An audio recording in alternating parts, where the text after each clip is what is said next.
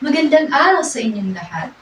Ako si Teacher Apple at ngayong araw, pag-uusapan natin ang isang mahalagang kaugalian na hindi lamang makakatulong sa atin, kundi pati na rin sa ating kapwa.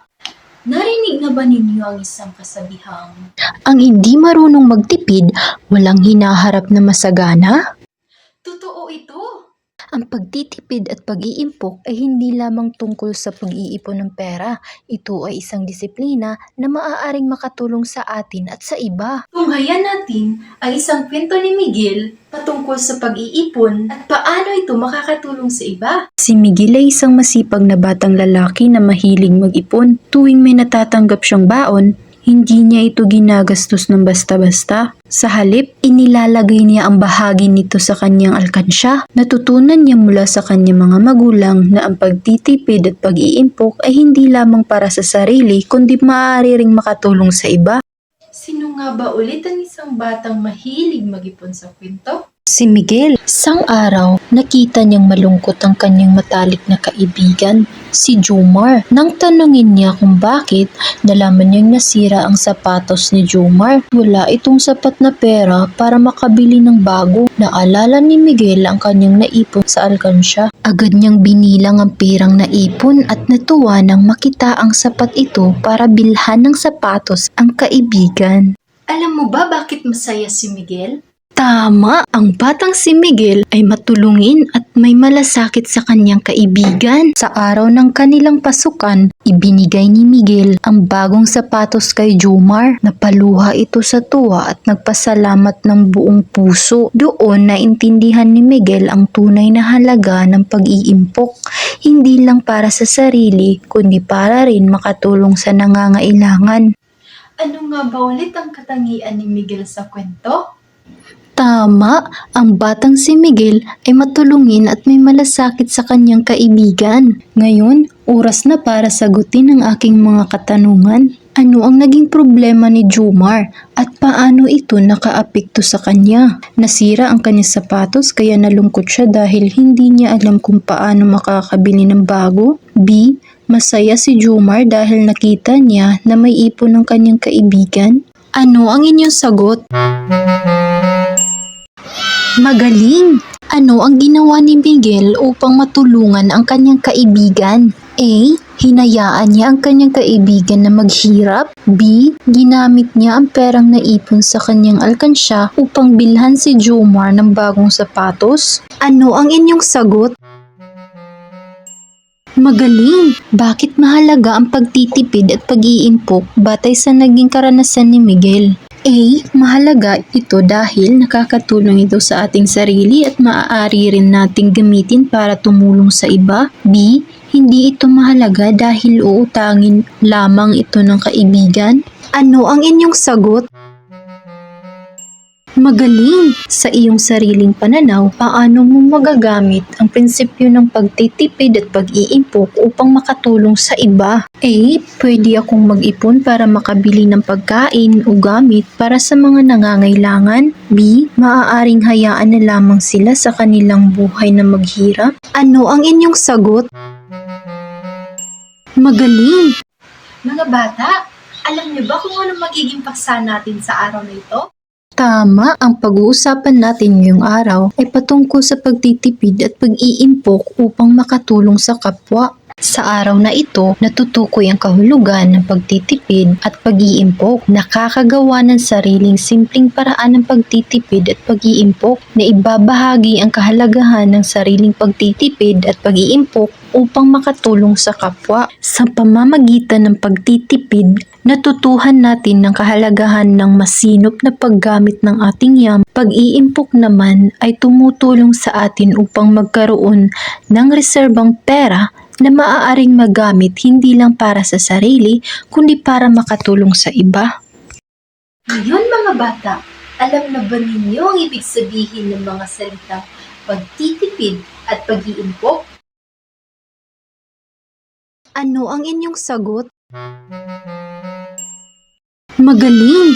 Ang pagtitipid ay ang masinop na paggamit ng ating yaman. katulad ng pera, oras o kahit pagkain. At ang pag-iimpok naman ay ang pagtatabi ng bahagi ng ating kita o resources para sa hinaharap. Sama-samang dalawang ito ay nabibigay daan upang magkaroon tayo ng mas maginhawang buhay. Narinig na ba ninyo ang isang kasabihan? Kapag may isinuksok, may madudukot? Ibig sabihin, ang pag-iimpok ay nagsisiguro ng ating kinabukasan. Halimbawa, kung araw-araw kang bumibili ng inuming may bote, maaari mong iwasan ito sa pamamagitan ng pagdadala ng sariling lalagyan. Meron ba kayong simpleng paraan ng pagtitipid at pag-iimpok na nagawa na? Ano ang epekto nito sa inyong buhay? Ano ang inyong sagot? Magaling! Mga bata, gumawa ng listahan ng mga pang-araw-araw na paraan ng pagtitipid at pag-iimpok. Isulat din kung paano ito makakatulong sa inyong pamilya at sa kapwa. Ano ang inyong sagot? Tama, pagtitipid sa kuryente. Patayin ang ilaw kapag hindi ginagamit. Buksan ang bintana sa umaga upang gumamit ng natural na liwanag imbis na ilaw. At iwasang magpatuloy ng gadgets na hindi ginagamit tulad ng cellphone, laptop o TV. Paano ito nakakatulong? Ano ang inyong sagot?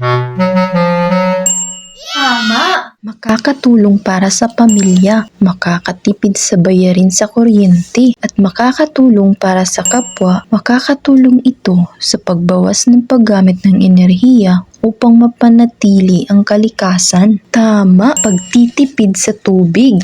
Gamitin lamang ang sapat na tubig habang nagsisipilyo o naghugas ng kamay. Gamitin ang naipong tubig mula sa ulan sa pagdidilig ng halaman. Iwasan ang pagkalas ng gripo. Siguraduhing mahigpit itong nakasara pagkatapos gamitin. Paano ito nakakatulong? Ano ang inyong sagot?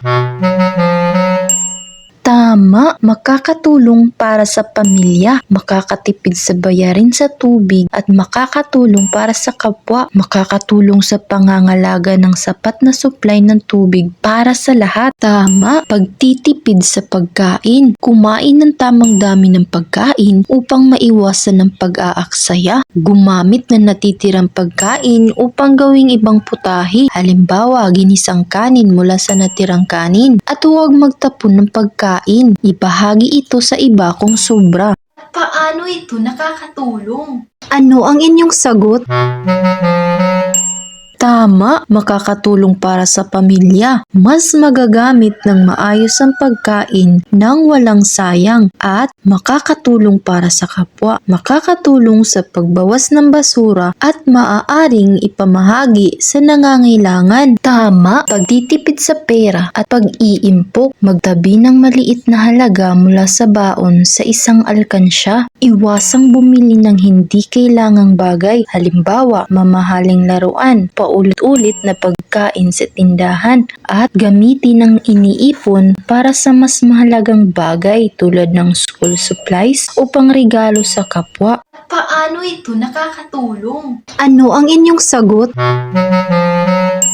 Tama, makakatulong para sa pamilya, magkakaroon ng ekstrang pera para sa mas mahahalagang gastusin, at makakatulong para sa kapwa. Maaaring makatulong sa iba sa pamamagitan ng pagbabahagi ng ipon. Tama, pagtitipid sa paggamit ng bagay. Gamitin muli ang papel sa likod bago itapon.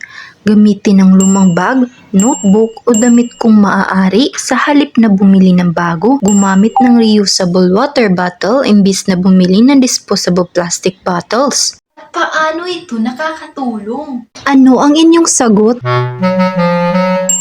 Tama, makakatulong para sa pamilya, makakatipid sa pagbili ng mga gamit, at makakatulong para sa kapwa, makakatulong sa pangangalaga ng kalikasan sa pamamagitan ng pagbawas ng basura. Magaling mga bata! Maraming salamat sa inyong ibinahag ng mga paraan ng pagtitipid at pag-iimpok at paano ito makakatulong. At ngayon, natutunan natin na ang pagtitipid at pag-iimpok ay mahalaga hindi lamang sa ating kinabukasan, kundi pati sa pagtulong sa iba. Ang kasabihang tulad ng kapag may isinuksok, may madudukot ay nagpapaalala sa atin ng kahalagahan ng pag-iimpok. At ngayon mga bata, sabayan niyo akong kumanta gamit ang kantang If You're Happy and You Know It. Ang pamagat ng ating kanta ay isuksok at may madudukot. Sabayan niyo ko mga bata, natutunan natin huwag sayangin. Ang pera't yaman ating pipirin.